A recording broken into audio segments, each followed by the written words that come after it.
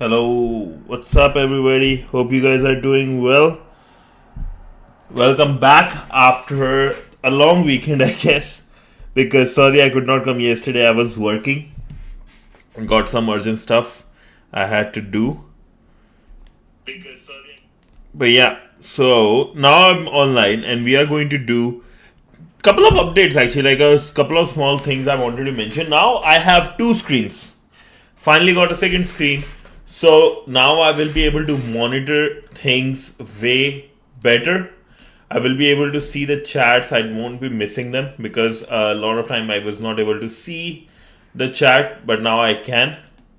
So hopefully, this new tech edition helps with the with being able to communicate better with you guys. Hopefully, the second screen helps a lot. Right? Finally got it. Now, with that being said, let's look at what I've been requested a couple of times, and thank you so much for Rabbit for requesting this and an interesting video we have to watch. Actually, the wrong screen. Hold up. Chat. Okay, one sec. You guys can see the screen. I'll make the screen go up here then,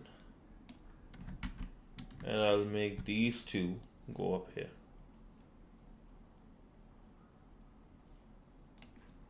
This one and this one. Okay, beautiful. Rabbit, I'm doing good. What's up, bro? How you doing? How is everything going? Thank you so much for the chat and suggesting this video. And also a big thanks to put it on Reddit. I believe that's you. Think Repeat 334. So thank you so much for this. Means a lot. Like you have been supporting me so much. So thank you so much. And are you ready to watch the video? I think you have already watched it, I believe. So are you ready to watch it with me? More like this is my first reaction video too. I've never done a reaction video. I always wanted to. So I'm pretty happy. I'm pretty excited about it.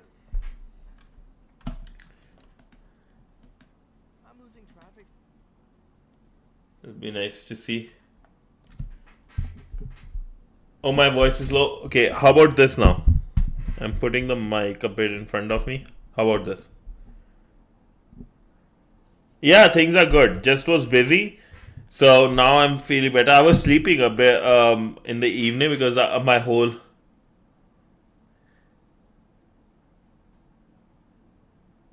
Oh, yeah, I do. Yeah, I was sleeping before this because, my sleeping schedule changed all of a sudden.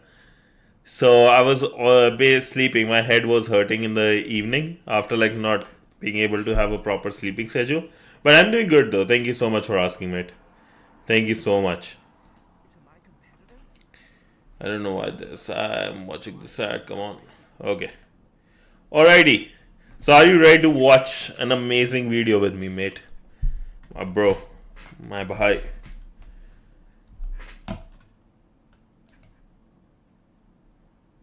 You can't hear the video, really? Ah, okay. Let's see. Put it here for a second.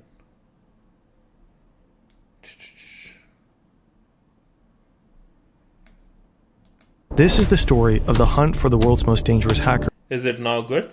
Are you able to hear it now?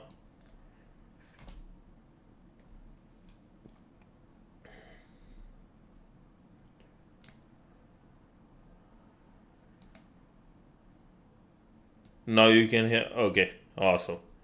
Thank you so much, man. Thank you so much. I'll try to keep the settings like these in future as well, so I don't forget as well. I need to do all those. This is my first time with this second monitor too, so my brain is like that. But okay, now things are there, so let's look at this video.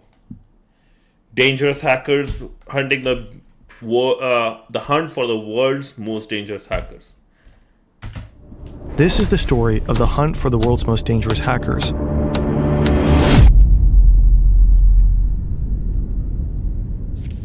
Spears. Ah. Prologue. The Bears. Once upon a time, there were 5 bears. They all lived in Russia. Each one was different in the things they liked and in the things they did. But they shared one important trait.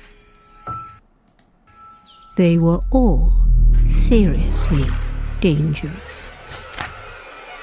There was the fancy bear, elegant, agile, and cunning. Then came the lazy bear, who liked nothing more than making himself comfortable in other people's homes, just to lie in wait. The berserker bear was obsessed with energy, all kinds of energy, and all the things it could be used for. Damn. The voodoo bear had mastered an entire arsenal of dark arts. And last, but not least, the toxic bear. Definitely not one to mess with. They were all fearless fighters, nasty creatures that sent shivers down the world's spine.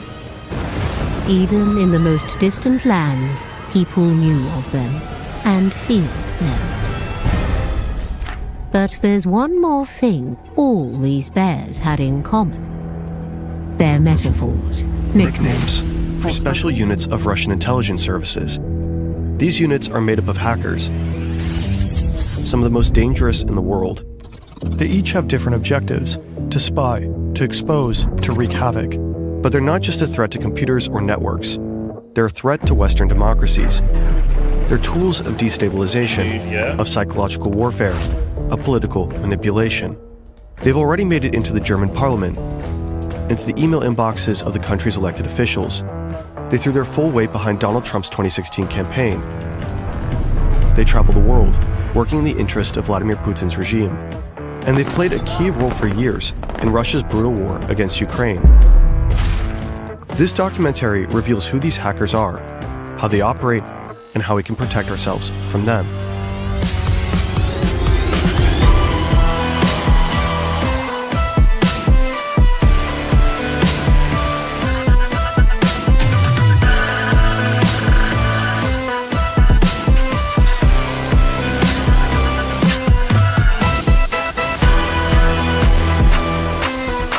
Does it?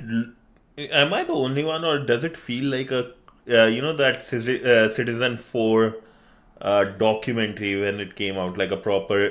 They made a proper film on Snowden, and it gives me that feeling. A proper production has went in behind it, like almost Disney level shit that's happening. It's so amazing. I love it already.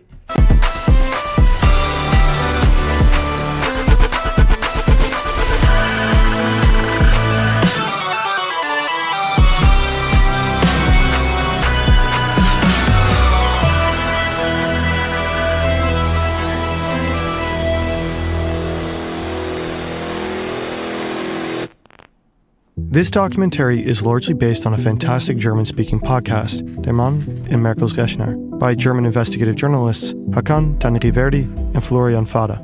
Link is in the description. Chapter 1. The Email. This story begins with that little line above the E, and with Claudia Height. She was working in Berlin back then as an assistant to a member of the Bundestag, the German national parliament. Her office is beautiful, in the center of Berlin. It's May 8th, 2015, a warm Friday in spring. The weekend is just around the corner. She's trying to write an email to a colleague named Renee. The accent Aigu doesn't work. Strange.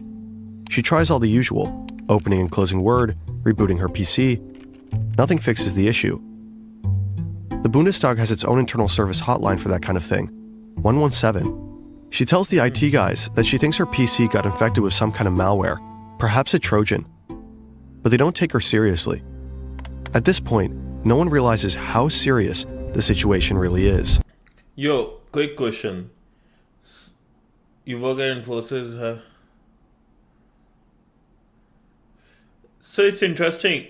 Infosys, during my whole time, haven't been hacked, but Infosys was hit by bears, not the Russian bears, the stock market bears, in 2008. So I learned that story. That was indeed an interesting one.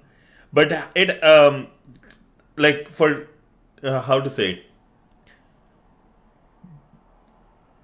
I cannot I cannot say yes or no if they have if a company when I was working them, or if Infosys had a contract with them, ever got hacked for contract reasons.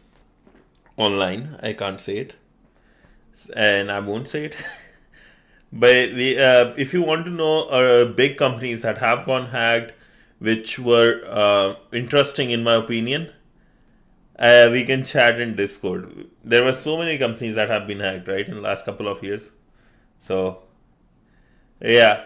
And so yeah, like I can't say much. But I have a question though. Just because her E was not working, she was like, okay, I have been hacked just because of her E. Yeah. Maybe after I lose my job, I can talk. No. It's actually fun. But like, here's the question though. With E not working, is my E working? Is that... I haven't used E like that. Even if it is working, I won't know. But yeah, like, it's crazy. Like, her E is not working and she's like, oh, I've been hit by a Trojan.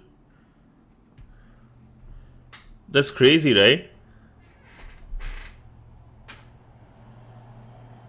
And then she said, like, E was not working, and she said, oh yeah, I'm hacked. That's crazy. That's crazy good awareness.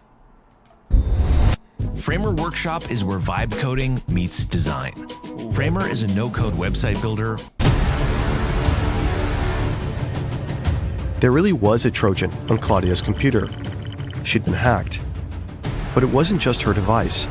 While she's still on the phone with 117, hackers are already deep inside the Bundestag systems. They're working on behalf of the Russian Military Intelligence Agency, the GRU. Putin's bears are running wild, right through the very heart of Germany's political system.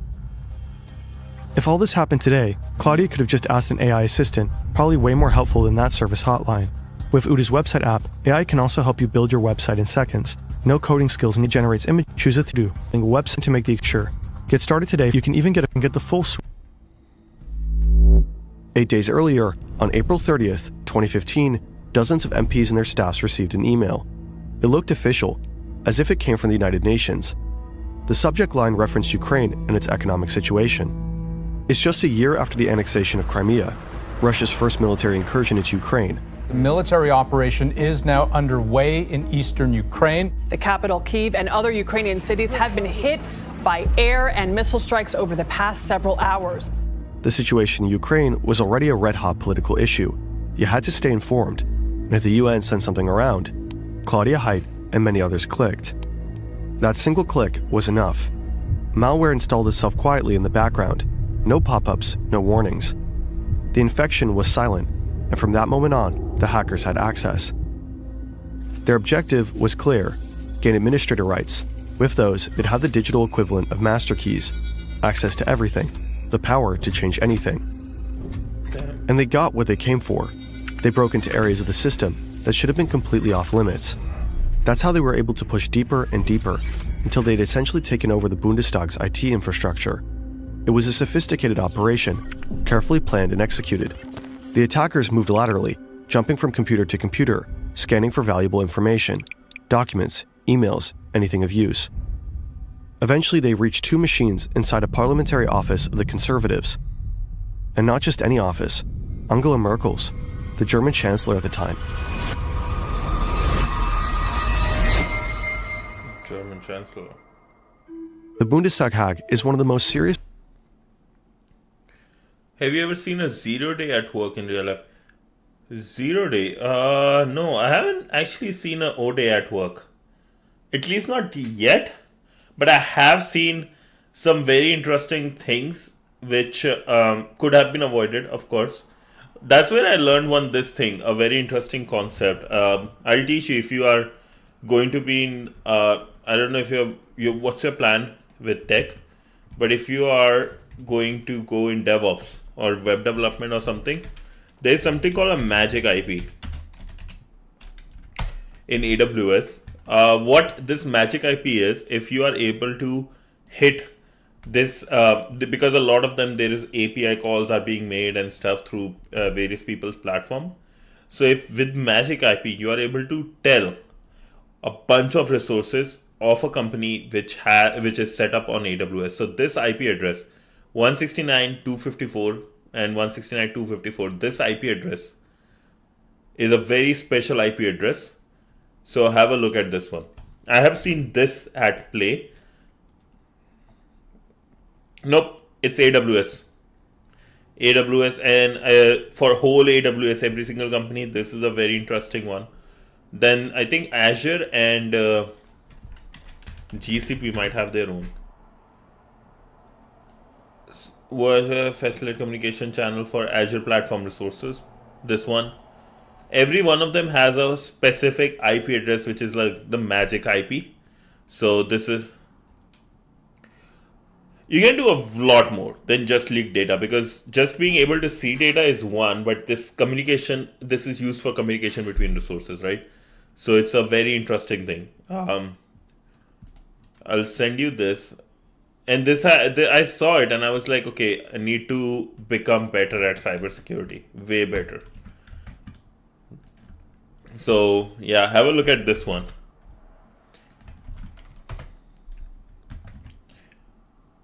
So I haven't seen O-Day, but I have seen some very interesting things, which I was like, if this hack didn't happen or this attempt one never happened, I would have never known.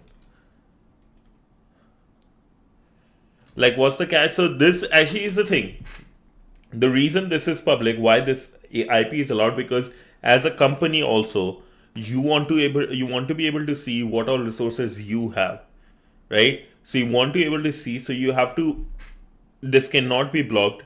You have to restrict others from using it, but you use it because you are running the commands too of this.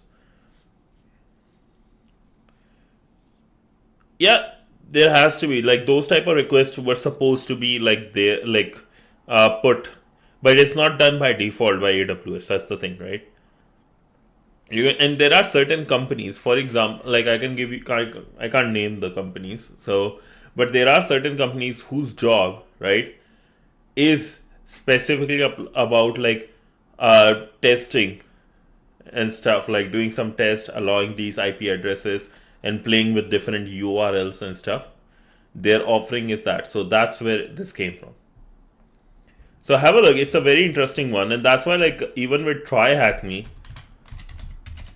I like TryHackMe's. You hate me probably again, like going back to TryHackMe. But they have a really interesting one about cloud. This DevSecOps one. And I believe there has to be this magic IP address mentioned, either in this place or the AWS one they have. I wanted to like go through DevSecOps cycle. So have a look. This magic IP address. We can watch a video after this. Yeah, TSM fan boy.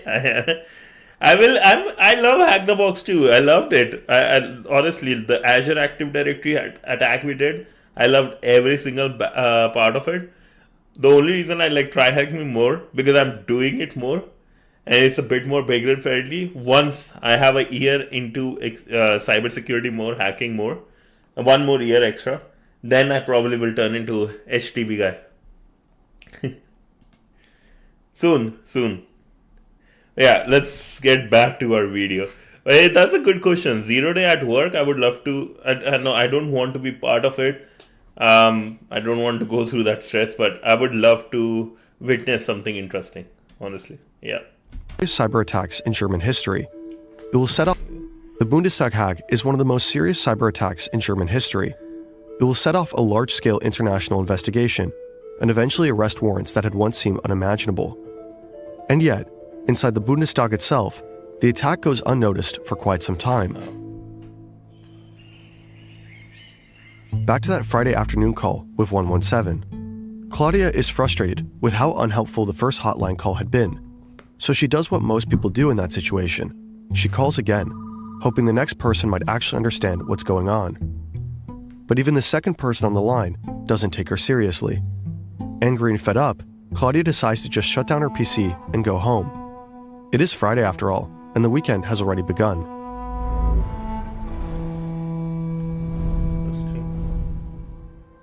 On Monday morning, an IT staffer remotely logs into Claudia's machine and reinstalls Word, which, of course, doesn't fix anything. By the afternoon, someone finally comes in person, but even they don't catch that there's a Trojan on Claudia's PC. By this point, the hackers have already been inside the system for at least 2 weeks. And still, almost no one realizes that this might actually be a cyber attack. Meanwhile, over in the UK, a cybersecurity firm has been keeping an eye on a suspicious foreign server, one that had been used for previous cyber attacks. Suddenly, that server establishes a connection to machines inside the Bundestag network. Oh, wow. The firm alerts the Federal Office for the Protection of the Constitution. A day later, the warning reaches both the Bundestag's Classified Information Office and the Federal Office for Information Security via... My elder sister was on the verge of losing her HR job because I connected Flipper Zero to her office laptop, but they just gave her a warning and let it go. Oh, dude, yeah. You know what? Interesting thing. One thing I will tell you from my personal experience. Two big things. Organizations, you are just a number. No matter which company you go into, you are just a number to them. And if a lot of times, if you are actually good at what you do and you are connected to IT people will let you go. But HR's job is to find those things. It's good. She didn't go through a big HR person. Hopefully was not handling it, because HR people is basically incentivized for firing people and finding these things, because they get promotion on these. HR is finding good HR people is a very hard job, honestly. A lot of them is I've seen in real life how they do. It's because I'll tell you one thing. How to say it so I don't get caught, I don't get into problem. When I saw a human needed help, right? He had to take some leaves because one of the family members in his family needed some support. He told that this person will be going through surgery. He told 4 or 5 months ago, did all the paperwork, called HR a couple of times, emails, right? Everybody said, yeah, everything is good. 3-4 HR people. The person went, right? The person said that I won't be available for a month, right? No communication. They kept on calling or messaging that person because they were like, oh, why this and why this paper and that. The person is in hospital and you're asking that and stressing them out when they are already in the hospital helping someone. That's how bad some of the HR people are. And that's why I like North America in that sense, because in certain countries, there is no proper law about it. But in North America, there are certain laws which the person used to not get fired. Not even cleverness. It's the way they work is kind of not cleverness. I will say evilness more sometimes. When humans are less helpful, less humanity is there at work, and more politics, that's when the organization starts to see a very high or very low retention rate and high volume of people leaving and joining. So if you see a company with a lot of people leaving and joining, it has political issues. I'll give you that inside story. So yeah, use laws. AI is the best thing. AI is actually very helpful when it comes to helping you with these laws thing, finding ways to protect you. Do that. Do not tell anyone, especially at work, anything, and never ever see. And this, I'm quoting this, and I make sure you hear this out. Never ever in your life look at IPs, intellectual properties, those things. Never look at those, because then another company can hit you and your company or anything you work for, that you look at intellectual properties of people, and then whatever you make can be at risk of you losing that. So never look at IPs too, because HR's job is to find those people from other companies looking at it. Though it's a whole politics. The corporate world is more political than efficient, and that's why it's actually the laws we read about software engineering. 30% of the people, if you have 100 people, like, and why Twitter worked even when Elon Musk fired more than 50% of the people, because 30% do a lot of job, other 70% are like in this politics a lot of times. So it's very, very hard. It's very sad to see. And when you get a good team, always keep a good team over money, because this amount of stress you will get is so much less. Yes.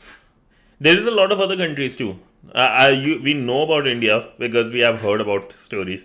But trust me, there is a lot of other countries. Like, humans are same everywhere.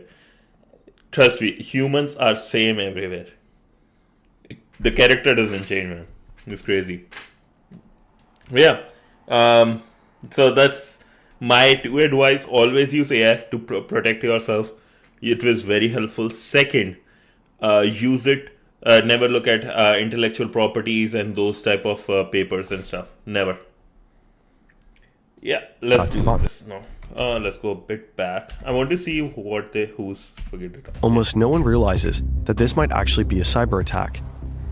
Meanwhile, over in the UK, a cybersecurity firm has been keeping an eye on a suspicious foreign server, one that had been used for previous cyber attacks. Suddenly, that server establishes a connection to machines inside the Bundestag network. The firm alerts the Federal Office for the Protection of the Constitution. A day later, the warning reaches both the Bundestag's Classified Information Office and the Federal Office for Information Security, BSI, in Bonn. Thanks to German bureaucracy doing what German bureaucracy does, the warning takes a brisk 3 days to actually land. Finally, someone... Warning takes 3 days to land. This is what actually, like, I was talking about how corporate... You know, an interesting thing, how bad these organizations are and everything. And if you look, what do you think? Like, think about this way. A very interesting question somebody asked me. What do you think takes more time? Going to outer space, right? Building a space, like going to outer space and coming back with like stuff, or calculating the results of the elections. Like this person, like Elon Musk did it, right? Held some people come back from space and stuff, and these elections, some of the places, elections in some of the countries take so much more time. Right? No, it's actually going to outer space takes less time. Like just going back and coming takes way less time than like elections results. Because how political things are, how every single political organization wants to keep a control, so they will take any amount of power in their hand to even allow people without proper documents to vote. There are certain, like if you go through, whether it's in India, whether it's in America, right? If you look at these things, people, even like political parties will force the government to even count votes of people who don't have proper documents, because it will put them or give them a little bit power. They know some of them are their voters. They will help. Well, I don't know why people think the elections are fair around the world. It's all influencer and yeah, it's all manipulated, and so much like how many times these things are like every single election, so many of them are basically manipulated based on the ads only we see, right? A lot of people actually don't even think these are there. The only problem I think we face is that we don't have a better way to do it. Like there's a saying, right? Democracy is not the best way. Democracy is not a good way to govern the people, but unfortunately this is the best we got. Think about it, like if democracy, how stupid it would be. Let's say if there's a country of 10 people, five or six of them are criminals, like in the sense of thieves, like, bad people, right? I don't want to take the names, but there are 6 of them are there. 4 are scientists. Well, that country is doomed, right? Who should be allowed to take the decisions? The scientist or like the majority? So that's in a lot of countries there is a good amount of criminals not allowing even the right people to take or do the elections properly. Yeah, it's just all a chaos all around the world. That's why New Zealand has a bunch of what's it called, bunkers at this point, right? Nuclear bunkers, because all the billionaires know there is a banana republic everywhere. So going too political today instead of security. Nice. I like that we're changing things. I like that. Changing some gears. Realizes what's happening. The BSI sends a special team to Berlin. Their job? Comb through the logs. Those are automatic records on computers that track what happened, when, and how. Which programs were opened, what was clicked, what ran in the background. Yeah, dude, everything is a banana. Actually, I have a question for everyone who's watching. I always thought, like, if they're looking at logs, there must be a way to delete a good amount of logs. Do you know about like any videos good about like talking about logs and how to delete them? I want to know. I'm very curious because the first thing they look at, I would honestly just destroy those logs. Comb through the logs. Those are automatic records on computers that track what happened, when, and how. Which programs were opened, what was clicked, what ran in the background. All of it. The BSI team needs to figure out 3 things. Is this a major attack? Yes. What are the hackers after? Yeah. Probably stealing data. And are they still inside? Very much so. The team doesn't hesitate. They shut down the entire network. From the outside, it looks like someone just ripped the plug out of the wall. Claudia watches her computer power off like it has a mind of its own, like it's haunted. She half expects the lights to flicker next. That same day, Der Spiegel broke the story, the first media outlet to report on the cyber attack. Politicians found out from the news, not from internal channels. From that moment on, chaos took over. Lawmakers were furious. No one could work properly. No emails, no access to documents, no reports. And this isn't a movie. You don't just kick the hackers out and move on. The network is giant, messy, and hard to control. The response team had to fight their way through it, trying to stop any further data theft and wrest back control. It took weeks to clean the system. During that time, MPs and their staff could only use certain parts of the network. No one knew if the hackers were still reading their emails. Important notes were suddenly written down by hand again, just to stay safe. The Bundestag's IT security was clearly overwhelmed. It faced intense criticism in the months after. When the dust finally settled, And I'll give you another funny thing. If you ever want like an easy cybersecurity job, look for the companies that have gone hacked, that got hacked. Apply for them. All of a sudden, all the security budget goes up. So that's one job trick resource if you want. I've seen this happen, and it's so interesting to watch it in real life. Because security is not a a priority for anyone unless until they got hacked. the investigation into the perpetrators begins, and the trail points to Russia right from the start. On Claudia Height's computer, investigators find malware called X-Tunnel. X-Tunnel functions like a real tunnel, a direct continuous link that allows attackers to access the network whenever they want. Inside the code, analysts uncover connections to a server believed to be used by a group known as APT-28. APT stands for Advanced Persistent Threat. It's a label used for hacker groups that are not only highly skilled, but also extremely patient. The kind of intruders who don't just strike and vanish, but stay deeply embedded, sometimes for years.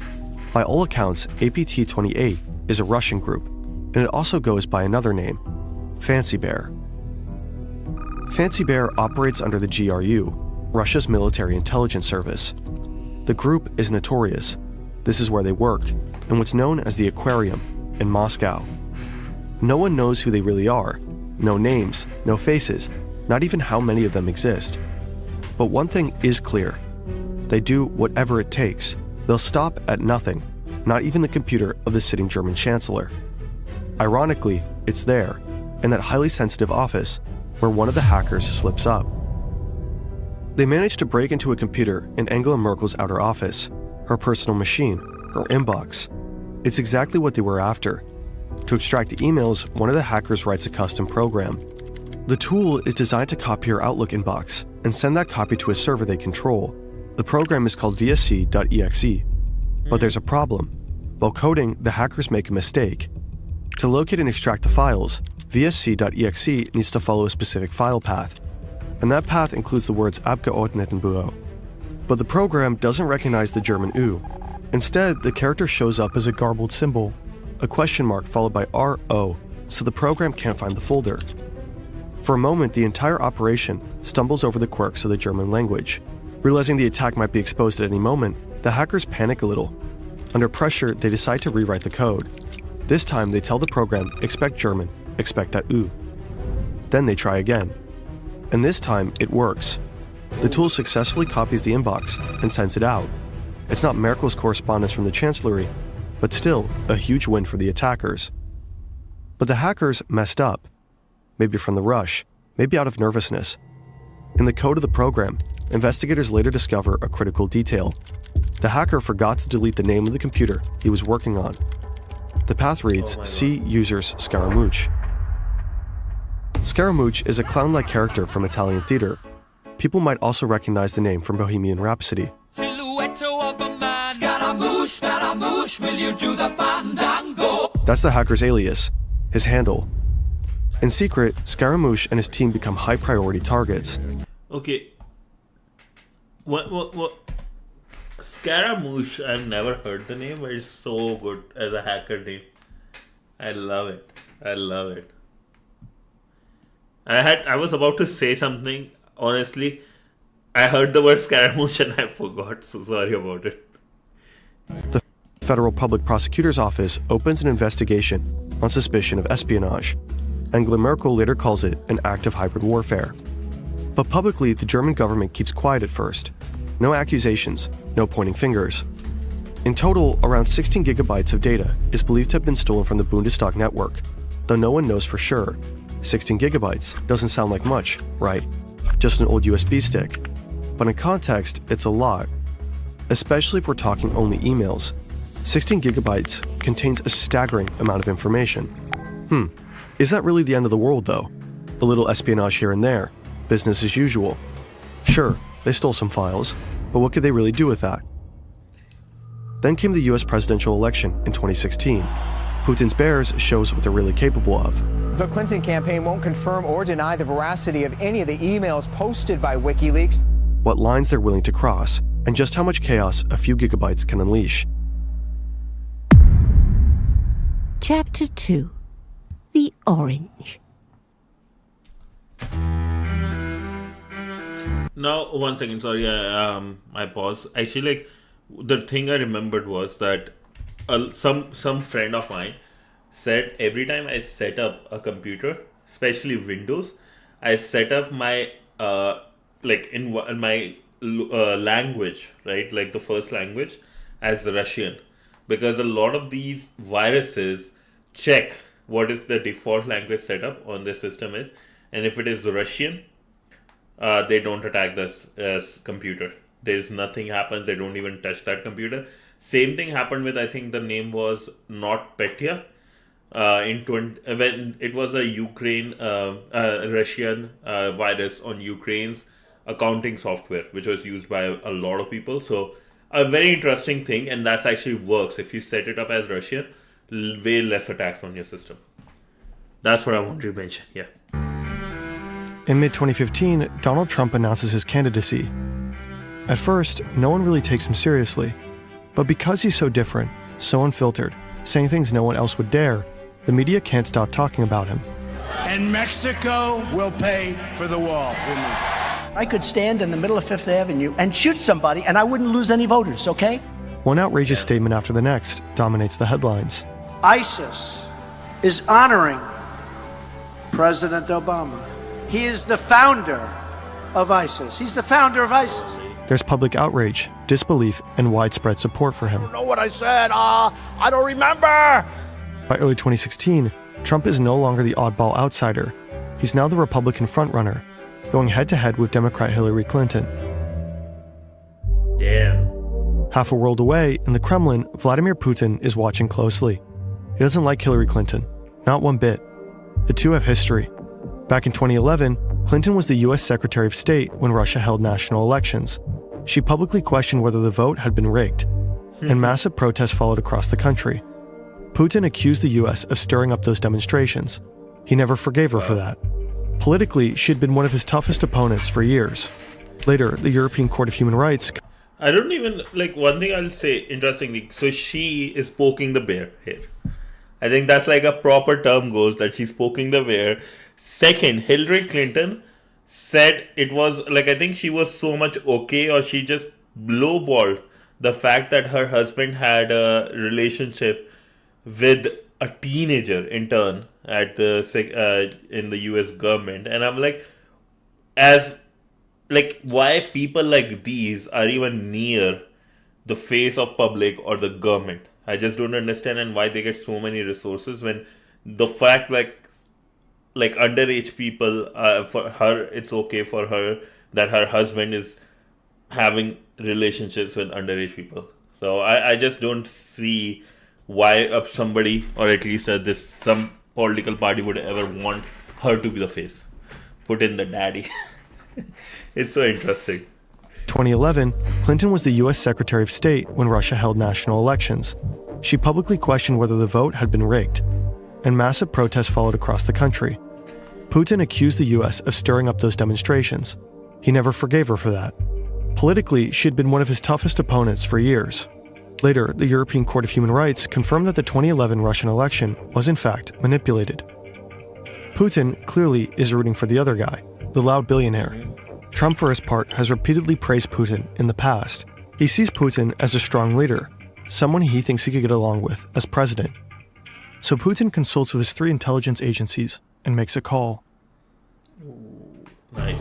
March 19th, 2016, an email lands in the inbox of John Podesta, Clinton's campaign manager.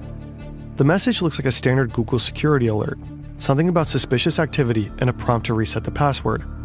But Podesta double-checks with an IT staffer at the DNC to be sure. Unfortunately, the staffer replies that the email is legit, when he actually meant the opposite, just one typo with massive consequences.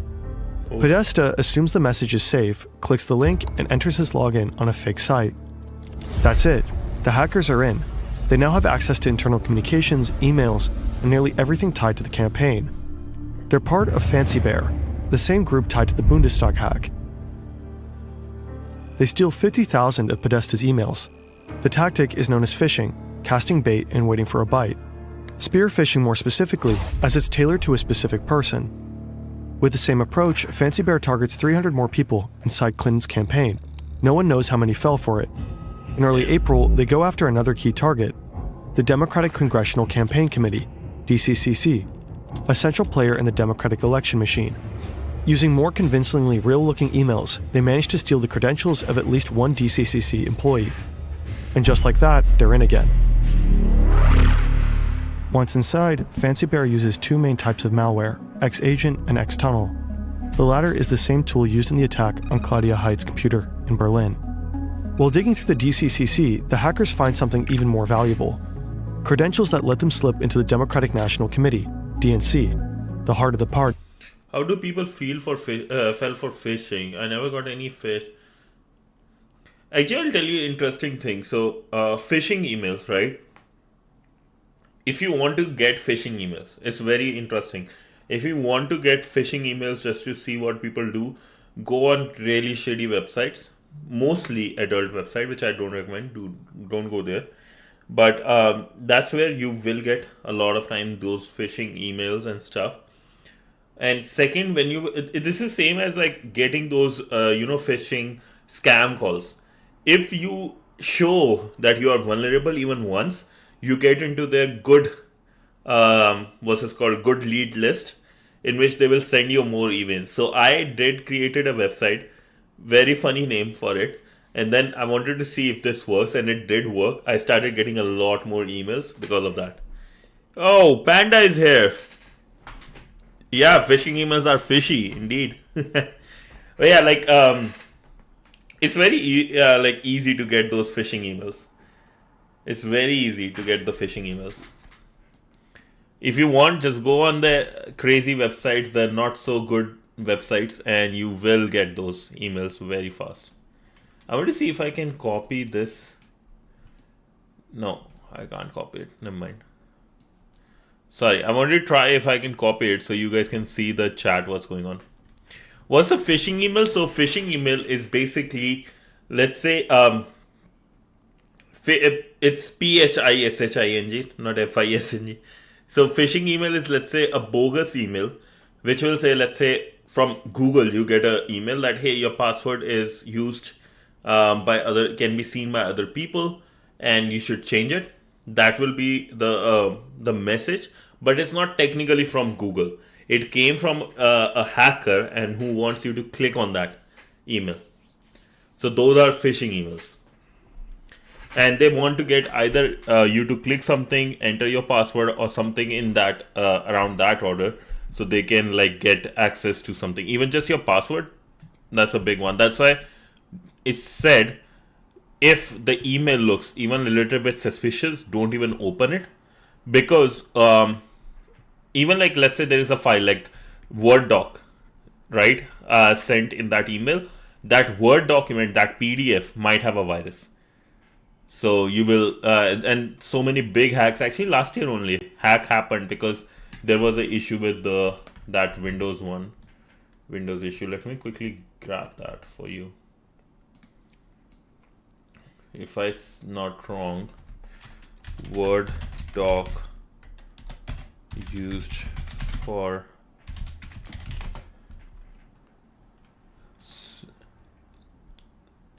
where is that?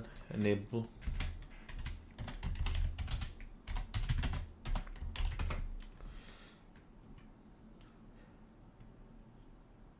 I think here, this is it.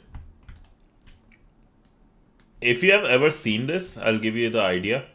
So if you ever see enable editing, right, this part here, enable editing, what this means is, let's say there is a code in your Word document using Visual Basic language that wants to do something, right, wants to run on this document on your computer as well, and it can lead to hack.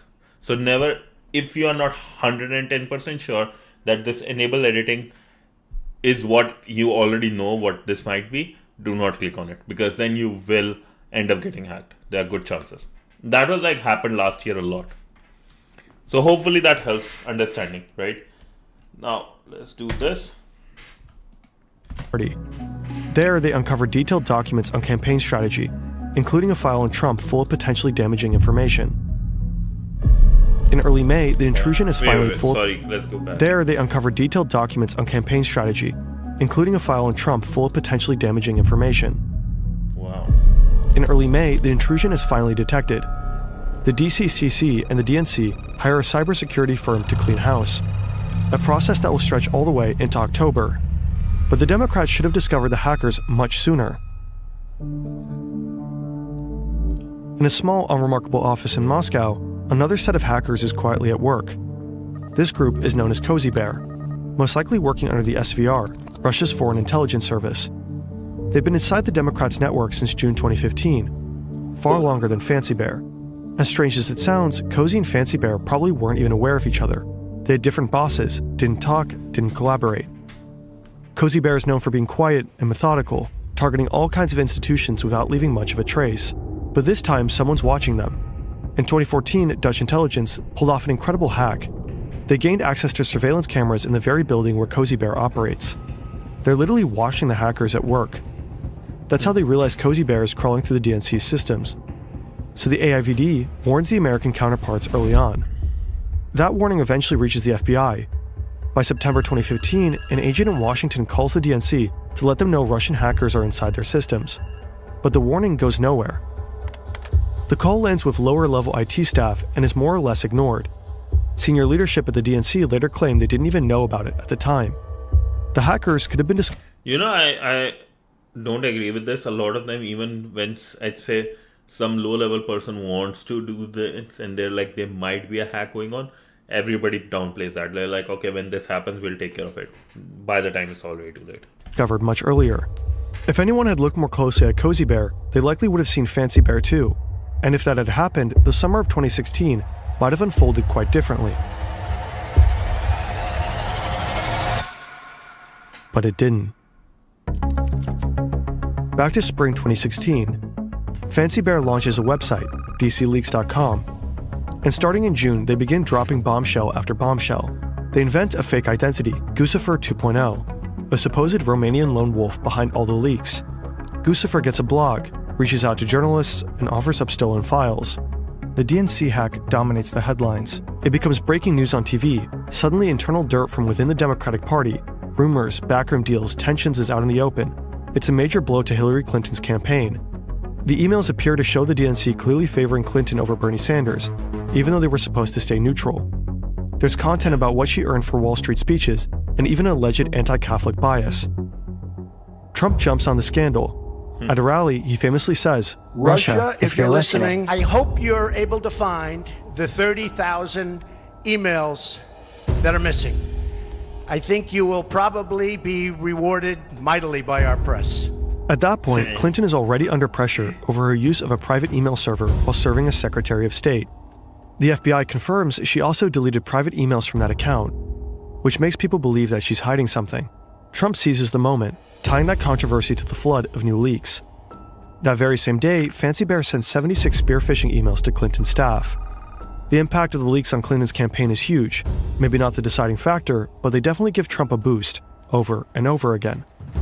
What started as chaos turned into something more focused, a clear attempt to help Donald Trump. Just over a month before Election Day, the hackers hand over John Podesta's emails to WikiLeaks. And then, week after week, those emails are released strategically. Do you know why WikiLeaks was started? Anybody know the reality?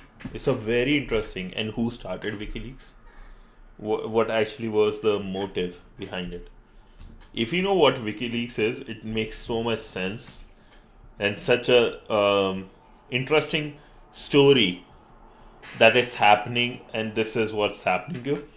Because the guy who was inside, I think the government, I don't know if it was FBI, CIA or what happened was Julian Assange, who is the creator of WikiLeaks, was a PhD student in one of the organization, one of the universities and stuff, and all of a sudden, all his fundings was taken in the middle of his student life, and no reason was given. That, like if a smart person you hit on, you want to take them down for no reason, they will hit back. So it's always like, don't hit the crazy people, don't go against the smart people, just for at least give a reason, right? He was not given a reason. He went mad, he went crazy and created WikiLeaks. So technically the CIA, FBI, just like they have helped so much, this, I won't say the organization name in the Middle East, who are kind of considered terrorist organizations, right? Or radical organizations. They were technically created by these FBI, CIA organization. Same way WikiLeaks was created. And that's why WikiLeaks is more than happy to take down government itself. It doesn't care if it was Trump or not, because no reason was given for their funding was taken, right? So the Julian Assange is happy to take down everyone.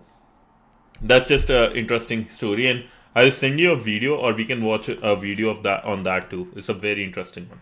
Emails to WikiLeaks.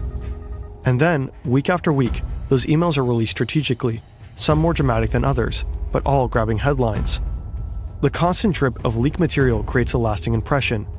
Something shady is going on inside the Democratic Party. Clinton loses momentum. She's forced to shift her message and constantly defend herself, in the press and directly against Trump in public debates. The leaks are part of something bigger. Fancy Bear is supported by a digital army of trolls. For example, operating out of this building in St. Petersburg. They flood social media with manipulated content and polarizing posts. Some even succeed in organizing real-life protests across multiple US cities. Hillary Clinton loses. Donald Trump becomes president. It's nearly impossible to measure how much influence the hacks and disinformation had, whether they tipped the scales. But many experts like Kathleen Hall Jamieson agree they had an impact. Russia, to some extent, successfully interfered with the 2016 US election. It's widely seen as the most effective hack and leak operation ever pulled off. steal data, release it strategically, and fan the flames of chaos. The idea that states spy on each other isn't new, but taking that intelligence and throwing it into the public to deliberately sway an election, that's something else entirely. If hackers can get their hands on internal data, release it at the perfect moment, and shape public opinion, what does that mean for the future of democracy? If a foreign power can mess with the core of another country's democratic process, that's not just hacking, that's destabilization. And it's interesting, another thing I want to actually tell you guys and ask you, right? Like, I don't know if you have seen the interview about this FBI or CIA director. They always say, oh, Russia is trying to hack us or do like manipulate the elections, same with Canadian elections, blah, blah, blah. And this person was asked, have FBI or CIA ever done that, like manipulated the election process for any other country? The guy was silent. So they do that too all the time. And this is like, if you're playing dirty games, other people will play dirty games too. So now it's like, earlier they used to do it, now other people are doing it to them, and they have issues with that. And it's part of a broader pattern made to erode public trust in democracy. Play stupid games, win stupid prizes. Hacking, that's destabilization. And it's part of a broader pattern made to erode public trust in democratic institutions. Democracies are at a disadvantage in this fight.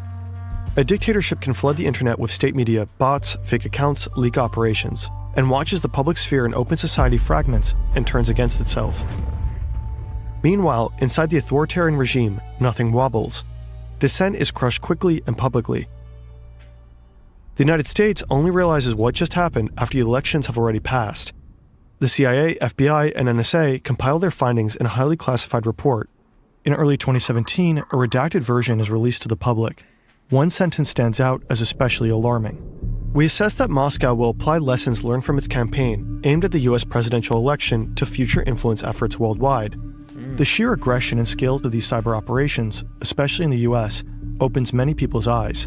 They realize this isn't just spying, it's sabotage. In Germany, alarm bells start ringing too. There's a federal election coming up in 2017. What does all of this mean for them?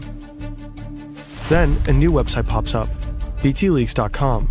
BT like Bundestag, just like dcleaks.com. Suddenly, everyone is on edge. Variations like btleaks.org start appearing too.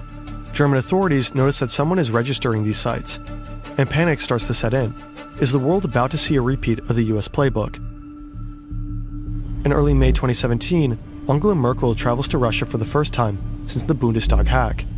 She meets Putin at his summer residence in Sochi. There, she confronts him. Putin insists that Russia never interferes in the internal affairs of other nations. Merkel replies firmly, I assume that German parties will handle their election campaigns among themselves. A clear warning, stay out. In the Lads, give me 1 second. I'll be back. Give me 1 sec. Sorry. Give me 1 second.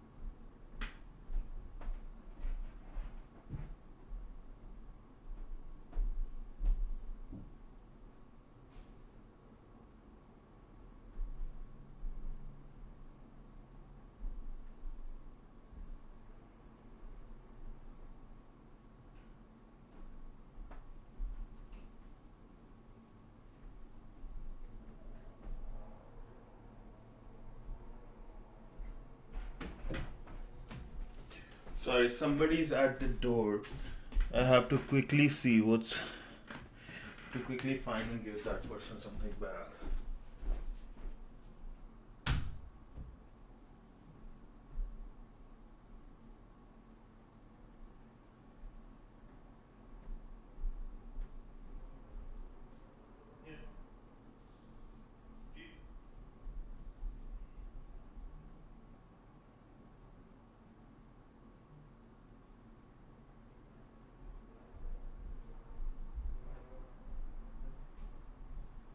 Okay.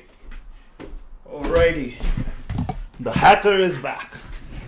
You guys ready? You guys back? You guys here? Hear me? You guys hear me? You guys hear me? Just want to see. You guys can hear me, see me. You guys are here, right?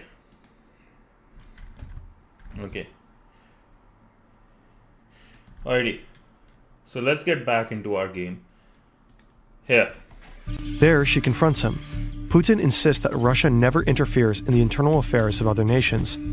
Merkel replies firmly, I assume that German parties will handle their election campaigns among themselves. A clear warning, stay out. In the end, the 2017 German election isn't rocked by any major leaks. Nice. To this day, no one knows for sure what happened to the stolen 16 gigabytes from the Bundestag hack. There's never been a single public leak directly tied to that data.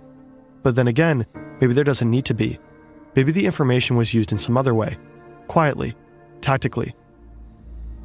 Meanwhile, the hunt for Scaramouche continues.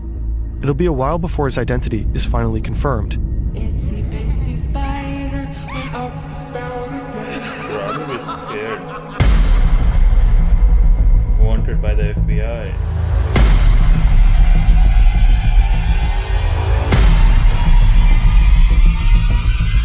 How even did you come up with this description? Like, Some of his colleagues aren't so lucky. right? Yeah, super creepy. Chapter 3: The Cleaning Crew.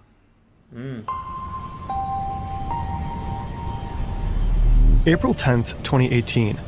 A passenger plane from Moscow lands at Schiphol Airport in the Netherlands. Among the passengers, 4 Russian men. They look like typical business travelers. Alexei Minin and Oleg Sotnikov, both in their 40s, seem cheerful. Behind them walk 2 younger men, Yevgeny Sebryakov and Alexei Morenits. According to their passports, they're diplomats. A sharply dressed man from the Russian embassy meets them in arrivals and escorts them out of the airport. But they aren't here on official duty. They're part of a special unit, trained to carry out covert foreign operations. Minin and Sotnikov handle reconnaissance. Serebyakov and Morenits are the hackers. They rent a small car and drive to The Hague.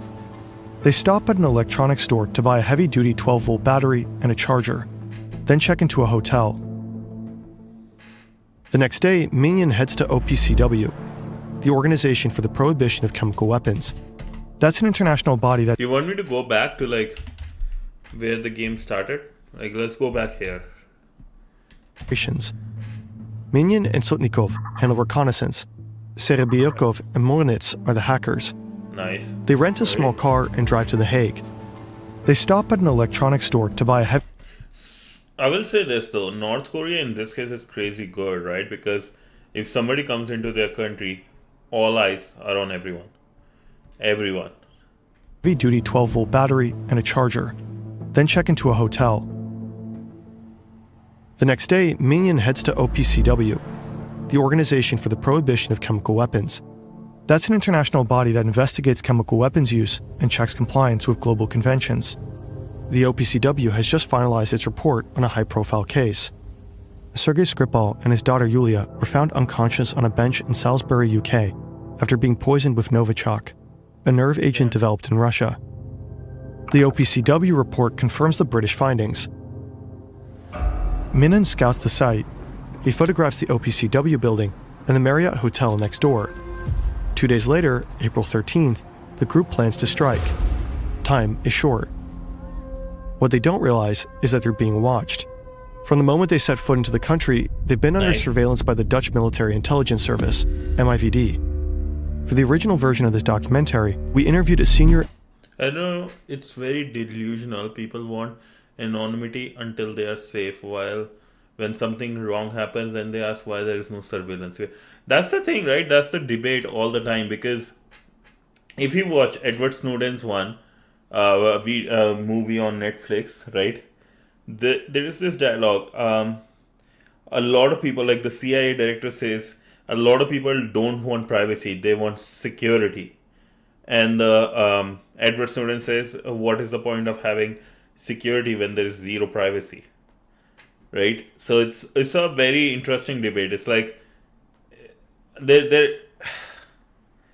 I personally, right? Personally, for me, if you ask my opinion, depends on which sectors I would rather have privacy, and certain sectors which I do not care about privacy at all. Privacy I would care about in the terms of money. That when, for example, when the protests were happening, there was a GoFundMe account created for in Canada. Protests were happening for truckers, right? And vaccines. Again, it should be a personal thing. You want to take your medicine, you want to take your vaccine, yes or not, unless and until it's something very contagious and stuff.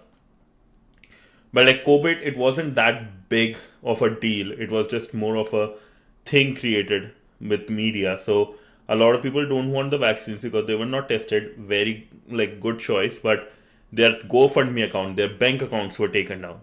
Imagine if government starts digital currency, and whenever they want, if let's say a political party you don't support is in power, they take down all your money. They block all your bank accounts. I don't want security. I want privacy there, right? But then also, like, there are terrorist groups, like especially coming from India, right? There are so many terrorist attacks happened because of Pakistan. So I don't want like privacy in that case. I want like security. I want a proper good check whoever is coming, however they are coming to India. So it's a very hard debate. It's a very, very hard debate. MIVD official.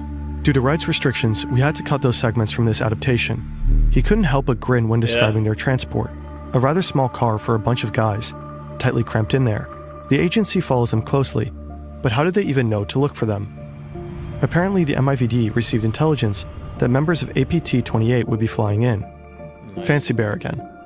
According to The Guardian, the original tip may have come from British intelligence. April 13th, the operation begins. The four men drive to the Marriott Hotel and park close to the OPCW building. The car's rear faces the compound. The trunk is packed with equipment. The battery and a voltage regulator power a computer, which is connected to a laptop in the front. Serebryakov and Morinets use it to execute the hack. The key component is a flat panel Wi-Fi antenna hidden under a jacket, connected via USB. It mimics the OPCW's real Wi-Fi network. Devices inside might auto-connect, believing it's legit. Once they connect, the hackers can steal credentials. With those, they could slip into the OPCW's internal network. The likely goal, steal or undermine the Skripal findings, or discredit the organization through a leak. But they don't get that far. Dutch authorities move in. 2 unmarked vehicles roll quietly onto the lot. Then, sudden action. Doors fly open. The 4 men are taken down. One tries to destroy his phone, kicking it repeatedly, but fails. Then comes the search. There's a plastic bag filled with trash from their hotel room, beer cans, receipts, a half-hearted attempt to cover their tracks. Also, 20,000 euros and $20,000 in crisp bills. Most incriminating of all, a taxi receipt in Morinets' bag, documenting a ride from the GRU barracks to the airport on the day of departure. The team's devices tell an even bigger story. One phone was activated just the day before their trip. Its first signal pinged a tower right next to the GRU headquarters. The laptops reveal a broader mission trail. Serebryakov had been in Lausanne in 2016, likely targeting the World Anti-Doping Agency. Breaking news out of Lausanne, Switzerland, where Russia has been handed a 4-year ban by the World Anti-Doping Agency. In December 2017, he was in Kuala Lumpur, where he reportedly tried to hack the Malaysian police, the agency then investigating the MH17 plane crash. Malaysia Airlines flight MH17 crash-landed in eastern Ukraine. That flight was brought down by a Russian-made missile over eastern Ukraine. And the team wasn't planning to stop at the OPCW. Russian-made missile was in Kuala Lumpur, where he reportedly tried to hack the Malaysian police, the agency then investigating the MH17 plane crash. Malaysia Airlines flight MH17 crash-landed in eastern Ukraine. That flight was brought down by a Russian-made missile over eastern Ukraine, and the team wasn't planning to stop at the OPCW. They had train tickets from Utrecht to Bern, Switzerland, likely headed for the Spies laboratory, which was also analyzing Novichok. Sometimes hackers need to get physically close to their targets. Sending phishing emails isn't enough. You need to know what kind of networks are in place, what security measures are active, and sometimes even watch the people going in and out. German journalists have nicknamed them the cleaning crew because they show up after something major has gone wrong and try to clean up or spin the story. For the MIVD, this was a major win, and they decided to take it public. Usually they don't disclose their operations, but this time they had a press conference 5 months later. The 4 men were eventually released and sent back to Russia, likely for diplomatic reasons. Their mistakes seem amateurish. Why keep that taxi receipt? Well, these aren't mythical hooded figures. They're civil servants, hackers on a schedule, assigned tasks, bad coffee, strict rules. They just happen to work for an authoritarian regime and weaponize code. Russia, of course, denies everything. The men were supposedly just on a routine trip. Of course, nothing screams routine like a flat... Dude, if I am in authority, I'm an admin of a government, I see these type of things, I'm like, those people are never going out. Never going out. Panel antenna in the trunk. Why can't you stay organized? I've experienced this myself, and it's called chronic impulse control, where you prioritize... This strange hotel parking lot escapade shows something important. Putin's bears can be stopped. Germany has fended them off. A conservative-linked NGO was targeted, but the attack failed. In France, Macron's 2017 campaign fended off a similar attack. And in the US, the response came loud and clear. In 2018, they decided to send a message. That February, the US Department of Justice indicts 13 Russian nationals and 3 Russian companies. They're accused of deliberately interfering with the American political system. Not long after, another sweeping indictment is released. This one focused specifically on Fancy Bear. The FBI outlines exactly how they traced the DNC hack back to individual Russian operatives. Multiple names are listed, all Russian citizens. According to the investigators, they work for Russian intelligence. The hackers remain safe in Russia. My question is like, I would like to actually know your thoughts. My question is, if I find certain people, certain names, right? Why would I keep it out in public? Why won't I keep it secret so that next time if they come to any of the countries which are my allies, I can grab them? That's my just question. Simple question. Right? Like that makes more sense. No arrests follow. But one thing is clear. Much of the world is now off limits to them. Yeah. And this isn't just about naming names. It's a clear line in the sand. There are boundaries and these operatives cross them. One name stands out to German investigators. One of the men listed is believed to use the alias Scaramouche, the same alias linked to the VSC.exe program. His real name is Dmitry Badin. He's the man who broke into Angela Merkel's computer. Today, he's 32 years old. Investigators found out quite a lot about him. They have photos of him. Young face, dark blonde hair, shoulder length now. He's from Kursk. Married. Reportedly has a daughter. Lives in a town just south of Moscow. He listens to music while he works. Russian rock, techno. According to forensics, he even streamed football matches while hacking. He's a big fan of Cristiano Ronaldo, apparently.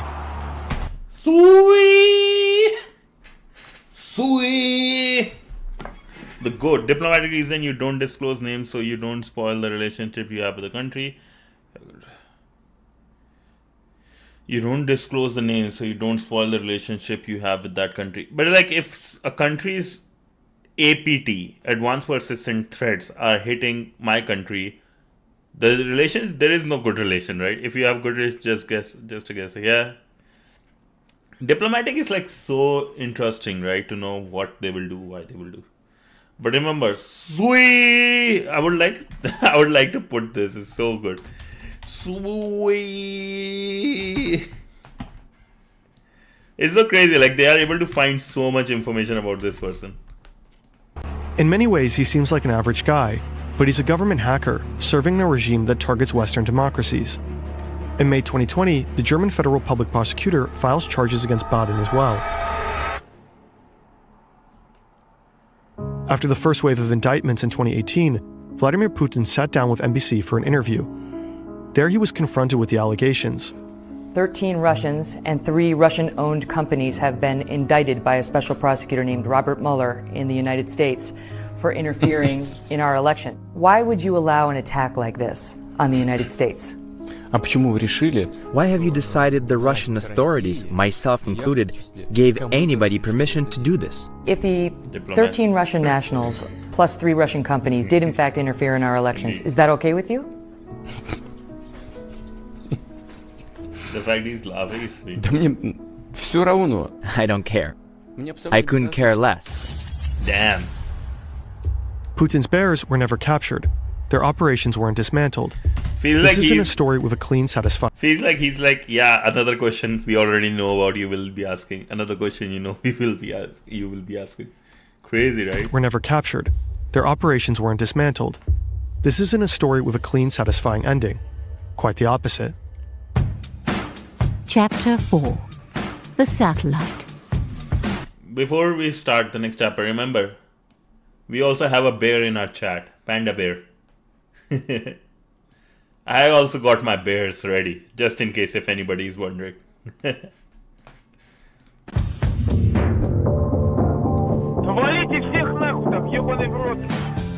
February 24th, 2022. A cold night in Moscow. The day has barely begun.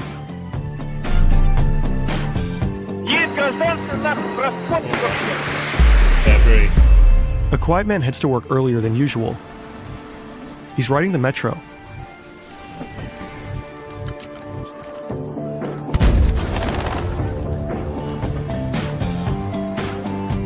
At Polizhayska station, he gets off. From there, it's a 10-minute walk.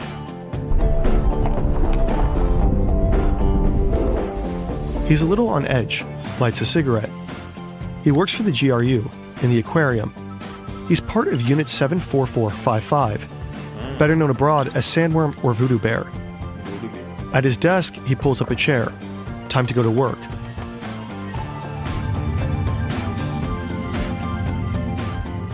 He and his colleagues have spent months preparing for this moment.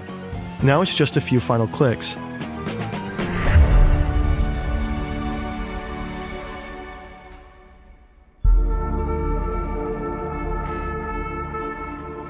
Meanwhile, in Austin, Texas, it's still February 23rd. A senior executive at Viasat, a satellite internet provider, is just settling into his evening. Viasat's tech is known for being dependable, especially in remote areas. Suddenly, his devices start lighting up with automated warnings. They're coming from Ukraine. 2 of Viasat's ground stations are under attack, flooded with malicious data packets. Internet from satellites doesn't actually come from space. It's routed through ground stations. If those crash, nothing gets through. And now they're overwhelmed. So overloaded they can't deliver connectivity at all. But the Voodoo Bear operative in Moscow isn't finished yet. These kind of attacks can sometimes be fended off, but this one keeps escalating. Internet providers usually have remote access to their customers' modems. That's how they push software updates. That access, of course, should be highly secure. In Viasat's case, it wasn't. Voodoo Bear had already infiltrated months earlier. The hackers send a command to the modems, forcing them to download malicious code that wipes login credentials stored on the devices. Without those credentials, the modems can't authenticate, can't connect, and go completely offline. The attack spreads fast. The senior manager stares at his screen in disbelief. 30,000 modems across Europe are now nothing but e-waste. In Germany, 5,800 wind turbines go offline. In a small village in Sweden, the internet vanishes. And in Ukraine, Viasat's biggest customer is the military. Suddenly, across army installations, there's tension. The communication infrastructure is being hit. Right as reports flood in from the borders, Russian troops and armored vehicles are pouring in. The invasion, long looming like fog, has begun. We are not a traditional cafe. We're completely unconventional, and my Wix website really has to capture the same magic. Ukraine is hit from 3 directions. Missile strikes, commands are shouted, and amid the chaos, a terrifying thought spreads. What if the comms go down? What if the command dashboards fail? Surveillance feeds cut to black. Damn.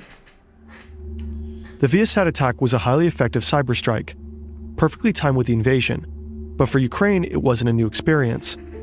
Ukraine has been in Russia's cyber crosshairs for years, not just since the invasion in 2022.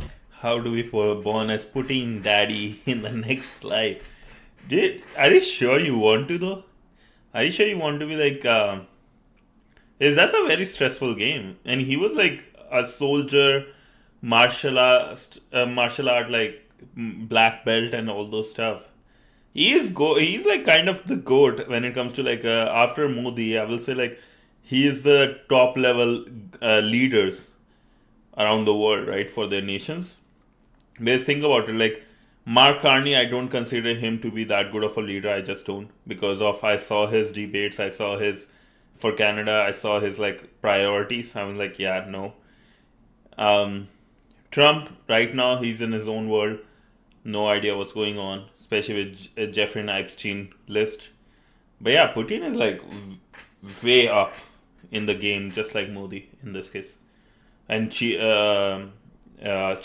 Xi Jinping, Xi Jing. Sorry, I don't know. I'm forgetting the last name. But yeah, it's crazy. How to be born and put in as next wife is actually a crazy question too. But dating back to 2014, after the annexation of Crimea, that year, Russia tried to hack Ukraine's elections. In 2015 and 2016, Voodoo Bear took down parts of the country's power grid, each time for hours. In 2022, they tried again. This time, they failed. Russia often tests tactics like election interference in Ukraine before deploying them elsewhere. That's why Ukraine is sometimes called Russia's cyber test battlefield. Yeah. The war has now been raging for over 3 years, and all of Putin's bears are involved. They attack government systems and major companies. They spy, they leak. They fuel disinformation campaigns. But Ukraine, it seems, is defending itself formidably, not just on the ground, but also in cyberspace. And they're not alone. Today, the country is supported by several leading Western cybersecurity firms. Epilogue. Trade. My game is like what I've heard, right, again, is that I like the fact Ukrainian president said, don't send us planes, send us ammunition. That's a good, powerful statement. But again, then there were so many corruption cases that started with billions of dollars just vanished when it comes to getting the funding. He didn't ask any questions about those or anything like that when Biden was in place. So it's such an interesting, he's a curveball in my opinion. Putin's bears are still out there, as dangerous as ever. Hagen Tanriverda is one of the journalists we interviewed for this video. Not long ago, a colleague of his received a mysterious leak, a batch of internal documents from a Russian company called NTC Vulcan. It supplies Russian intelligence services and the military with cyber weapons of all kinds, and their internal documents are chilling. Among other things, Russia seems to have been mapping out what to do once a territory is conquered, how to bend it, break it, remake it. Wow. Beyond that, they're experimenting with control over foreign critical infrastructure. For example, they're testing if they can slow down trains. And if you can slow down a train, well, then you can speed it up too. One thing is certain. We haven't heard the last of the bears, not by a long shot. And in the years ahead, we'll have to stay alert. Learn to spot their traps, their tricks, their carefully laid bait. Yeah. Because once they're inside, it rarely ends well.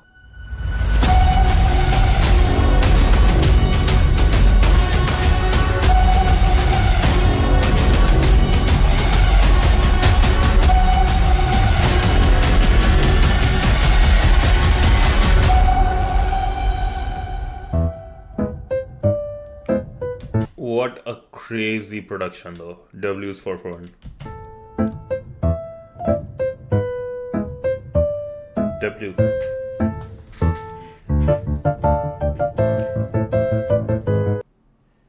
Dude, such a... Oh, I haven't subscribed yet with this channel. What a crazy video. The bear thing made me think I was tripping. I like how production quality is exponentially getting better. That's so crazy though. Like I think we all are at the same page. Like the production, the storytelling is so amazing that we are like focused more on like how great they did compared to like the madness is actually. That's so true. I like these ones. German bureaucracy doing what German bureaucracy does. The warning takes a brisk 3 days to land. That's so true though. An interesting thing I would want to tell you, right? Which I think Trump did mention in one of his, I think it was Trump, that FBI, CIA, all these NSA, right? All these technically, these organizations compete with each other because the more one of them actually points out, right, or exposes another country or another attack like that, the more funding they will get in the next year. So he wanted to create just one organization and they all have to work together. So that also as a political is really crazy. Yeah, do not hire incompetent IT frontliners. Do not let bureaucracy enter too. India is far behind in the cyber game. No, I'll tell you this right now. No. Here's the thing, right? India, the reason we don't know how good India is because majority of India's resources goes for Pakistan, right? And China. That's why we don't hear those stories. But I will say this, India is crazy good, right? Even just normal hackers of India are super good. Like, let me give you an example. Do you know about the story of world best toilet paper?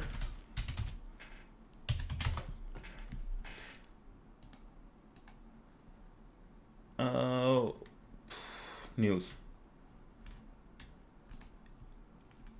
Pakistani flag the best toilet paper in the world according to Google. So what happened was during that Jammu Kashmir scene, right? Pakistan was like helping terrorists basically. They do that all the time. People, right? Just the normal one, just the normal like open in the world in India. They went so mad about statements by Pakistan that they rigged Google's algorithm so bad that for years, I think even like 7-8 years, it took them to remove Pakistani flag when somebody searched best toilet paper in the world. So like it's just normal people are actually able to take down Google's algorithm. Best toilet.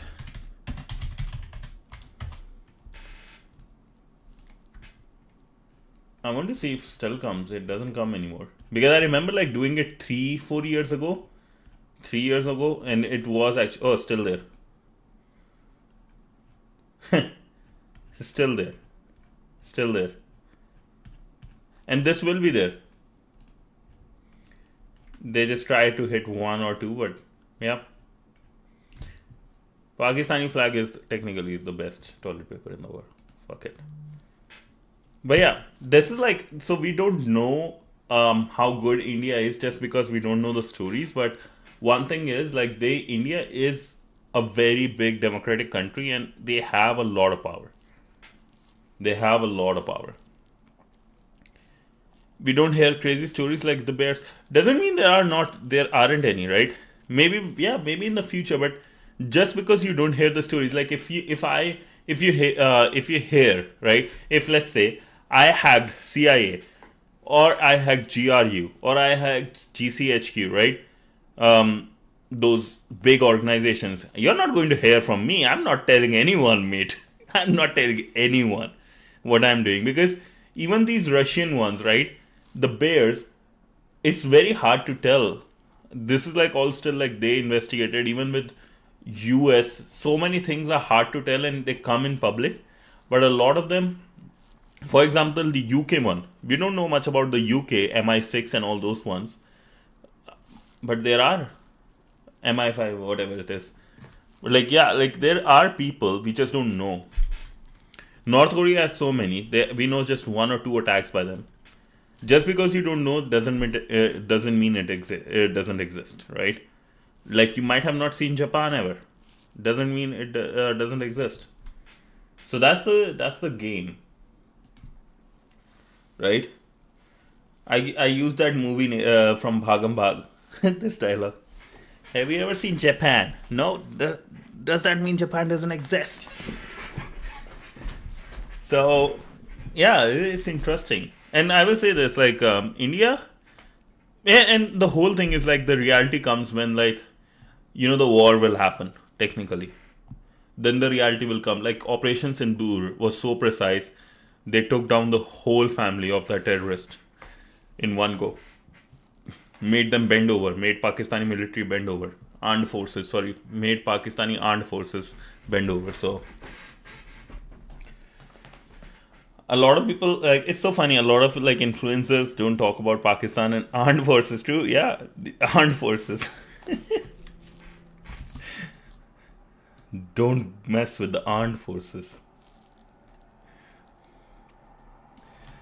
But that's true. Like, I like a lot of these. The only worst part about this was that a lot of these Indian influencers were like, "Oh, yeah," because they get views from Pakistan about this stuff. Like, so they didn't. They said, like, they were trying to play good. I'm like, ban every single one of them from every single online media. Fuck them. I will say it 24/7. Armed forces. Fuck the armed forces. Yeah. That's me in usual.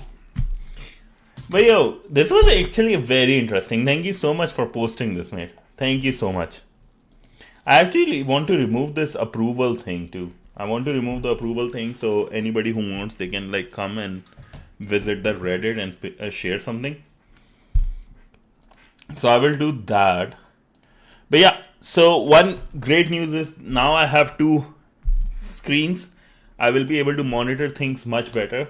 Tomorrow I'm getting arms to monitor arms, so I will be able to set things up properly. And yeah, we'll focus on the Windows last one for penetration tester 1. Yo, you should give it a try to this one. I don't know if you have other one. They had some stuff.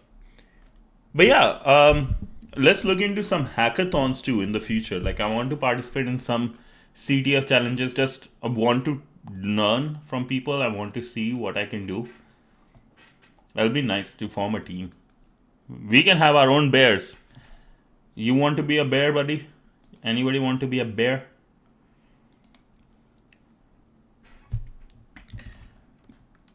HTTP launch LLM hacking and AI attacks. It's good. Oh yeah, we have to look into that. Yeah. We looked into that. So let's complete Windows Fundamental 5. And you know what? Let's keep that for Sunday. Can you post in the Reddit, like, LLM, look into the LLM ones on Sunday? We can do that. Sunday or Saturday. Is it okay if I come on Saturday online instead of Sunday? Oh, I have a party at Saturday. What is the date? I might have a party on Saturdays. That's why I don't do it. I might.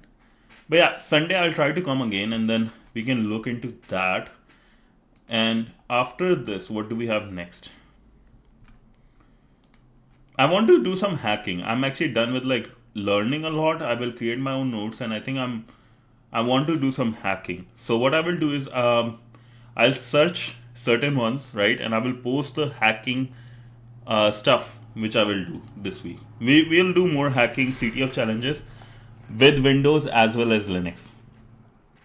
And let's see if we can, like, hit some big ones quickly. Then we'll go to Cybersecurity 101. Okay, that sounds good. Dude, I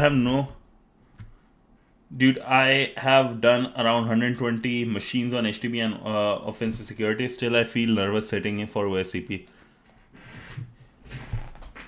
I don't know when to feel prepared. You will never feel prepared, bro. You know, a very interesting thing from one of the... I'll just stand up, actually. One of the most interesting things in my life, I realized, and this is, like, goes with everything in my life. If you feel fear strongly, right, and you have anxiety about, like, these exams or anything, you have anxiety about these things, it's a very normal thing. First. Second, a lot of time, just listen to Bhagavad Gita. Whatever your question is, type that question out, right? Bhagavad Gita at the end. You will get answers to whatever the question about, like, anxiety it is and stuff. That's what I do. I don't talk a lot about my religious stuff online because it's just because like those things don't show up much, and I don't want anybody to say bad thing about my religion. I'm very, very touchy about my religion stuff. But yeah, do this, like look at Bhagavad Gita. You will realize the question you have in life. Anything. When I was going through depression, did that. Honestly, saved my life. No, nothing else. Saved my life easily. I can say that. From atheist to a big believer, that's my story. Almost from an atheist. So I will say, ask question from Bhagavad Gita. And with these exams, right? Always another question is to what the worst can happen, right? What is the worst that can happen? If you do not give this OSCP certificate, what will be the worst thing that will happen? You won't have a certificate. Then just give it so that even at least you will try. If you fail, that's fine, right? That's fine because you won't have a certificate then. If you won't have a certificate then, at least next time have a positive attitude that at least next time I will know what to go for. I will know what to prepare for because it's amazing. A lot of time I have given exams, I failed as hell, but at least I was happy because I know next time what mindset to go with, what to prepare for next time. So give it. Whether you feel prepared or not, you have looked at all the topics, you have done all the job, right? Due diligence, just do it. Don't worry about it. Because the worst thing that can happen, you will get more experience than before on how to crack OSCP. Doesn't seem like a bad thing, honestly. You will be more experienced, right? Do you feel me?